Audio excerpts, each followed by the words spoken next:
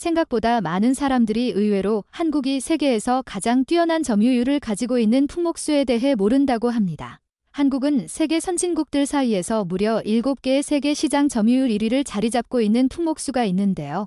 전체적으로 반도체 관련 스마트폰과 디램, 낸드 플래시 반도체를 시작으로 대형 액정 패널, 초박형 TV, 올레드 패널, 조선까지 의외로 한국은 세계적으로 가장 유명하고 시장 점유율까지도 1위를 유지하고 있는 품목들이 많은 선진국이라는 것인데요. 이런 한국의 대단한 품목들은 판매량이나 전체적인 시장 점유율도 세계 1위를 선도하고 있지만 한국이 정말 이런 분야에 앞서가고 있는 부분은 바로 서비스라고 합니다. 아무리 다른 나라의 대단한 기업들이 한국의 것을 모방하거나 따라한다 할지라도 한국의 친절한 서비스 정신과 내구성이 좋은 품목들을 끝까지 책임져주는 애프터 서비스는 세계 시장을 선도할 수 있는 원동력이 되어주었다는 것인데요. 실제로 우리나라 사람들은 생활에 불편한 점이 있다면 주저앉고 개선하기 위해 때로는 쓴소리도 자주 하는 편이며 적어도 우리 옆 그 나라처럼 나중에 보복성을 가지고 앞에서는 웃는 척 하다가 뒤에서는 수도 없이 많은 꿍꿍이를 숨기고 있지는 않다는 것입니다. 말 그대로 한국인들의 개선하고자 하는 정신력이 이러한 서비스 강국의 타이틀을 얻게 했다는 것인데요. 최근 해외의 한 커뮤니티에서 한국에서 자동차를 렌트해 여행하던 외국인이 쓴 글이 한국의 서비스 정신과 관련되어 크게 화제가 되고 있는데요. 도대체 무슨 일로 그런 것인지 지금 바로 살펴보도록 하겠습니다. 놀라운 한국의 인천공항에 내리자마자 나는 모든 게 신속하게 이루어져서 한국의 여행의 첫 단추가 완벽하게 끼워졌다는 확신이 들었다. 이날 내 일정은 인천국제공항에서 자동차를 렌트한 후 서울의 숙소로 이동한 뒤 한국에서의 여행을 시작할 계획을 하는 게 첫날의 일정이었고 실제로 아무런 문제 없이 단 25분 만에 공항에서 자동차를 빌리고 엄청나게 잘 뚫려있는 인천국제공항의 상당한 높이의 다리 위 고속도로를 달리며 나는 서울로 가는 상황이었다. 한국 고속도로는 넓은 것도 너무 인상적이었지만 무엇보다 속도 제한 카메라가 많아 큰 사고를 방지하는 모습이 아주 인상적이었다. 본격적으로 서울로 가는 고속도로를 타려고 하다 보니 좀 전에 뽑은 통행권을 가지고 나는 톨게이트에 서서 통행료를 내야 했는데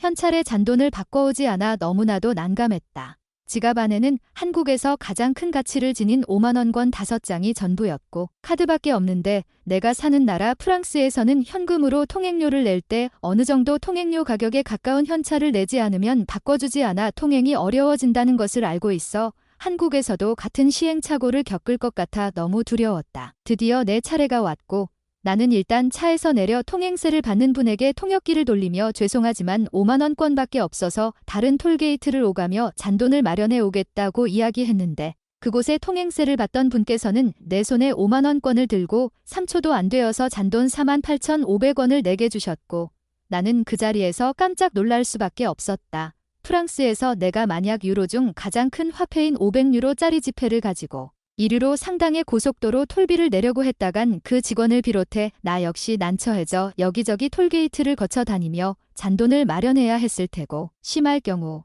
장시간 그곳에서 벗어날 수 없는 일이 발생될 수도 있던 일인데 한국에서는 아무런 문제 없이 큰 돈을 매우 투명하고 빠르게 바꿔주었기 때문이다.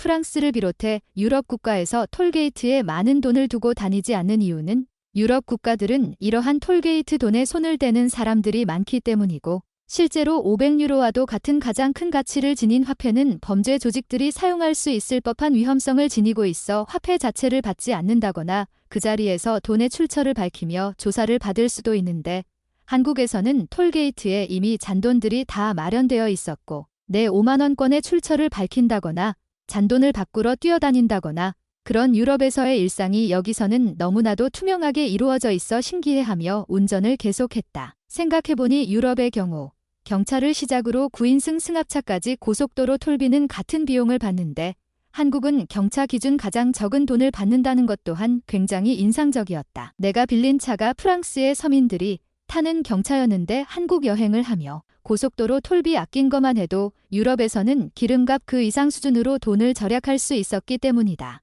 그렇게 고속도로에 대한 놀라움을 안고 나는 서울의 트래픽이라는 것을 경험했지만 긴 트래픽은 오히려 내게 한국의 도시 전경을 여유롭게 살펴볼 수 있도록 해주었고 무엇보다 톨게이트에서 일어났던 일의 여운을 길게 남길 수 있도록 해줘서 나는 첫날부터 한국 여행이 너무나도 흥미로웠었다. 지금까지 프랑스가 미국을 비롯한 영국, 이탈리아 등 선진국들 사이에서 가장 투명하고 부자 나라이며 선진국이라 생각했는데 당장 고속도로의 융통성과 톨게이트의 시스템만 봐도 한국을 따라가지 못하는 것 같다. 한국인들의 준비된 서비스 정신을 보다 보면 때로는 지나칠 정도로 대단한 모습을 찾아볼 수 있는데요. 우리에게는 이게 정상이고 당연히 이렇게 해야 하는 것 같지만 의외로 선진국들 사이에서는 나 몰라라 하며 무책임한 행동들을 많이 보인다고 합니다. 그만큼 국민의식이 다르기 때문인 것 같은데요. 지금 바로 해외 네티즌들은 이런 내용에 어떤 반응을 보이는지 살펴보도록 하겠습니다. 한국가의 가장 큰 화폐를 겨우 잔돈 톨게이트 비용으로 내는데 순식간에 바꿔준단 말이야. 내가 지금까지 본 한국 여행의 이야기 후기 중 가장 현실성이 없는 이야기라고 생각해. 아무리 한국이라 하더라도 현금이 무한정으로 나오는 게 아닌데 그게 가능할까? 나도 너와 같은 생각이야. 그럼 웬만한 검은 돈들은 그곳에서 전부 세탁할 텐데 그게 감당이 될까? 직접 가보면 답이 나올 거다. 5만 원권 한 장이 아니라 10장. 100장을 줘도 한국은 정확히 계산해 잔돈으로 나눠줄 거고 늘 준비되어 있는 사람들이 24시간 그곳에서 일하고 계셔.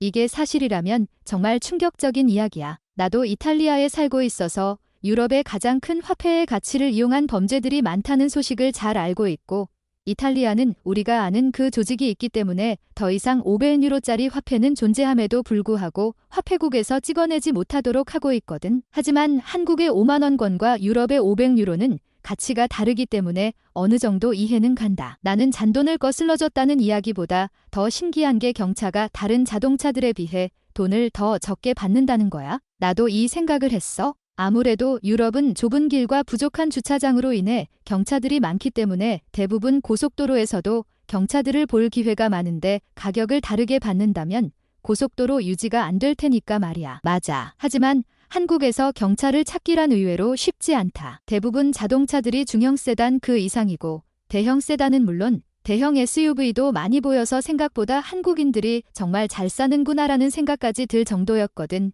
겨우 그런 거에 놀란 거야. 한국인들의 서비스 정신은 이곳 미국에서도 본받아야 할 정도로 대단하다고. 그리고 한국 톨게이트는 물론 어디서든지 카드가 가능한데 그걸 몰랐어.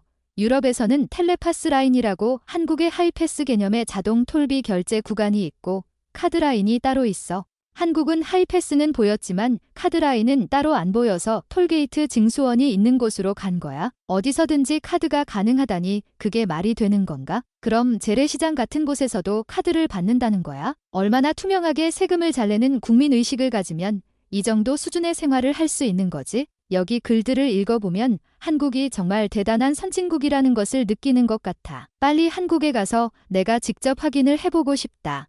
오늘도 끝까지 시청해주셔서 감사드립니다.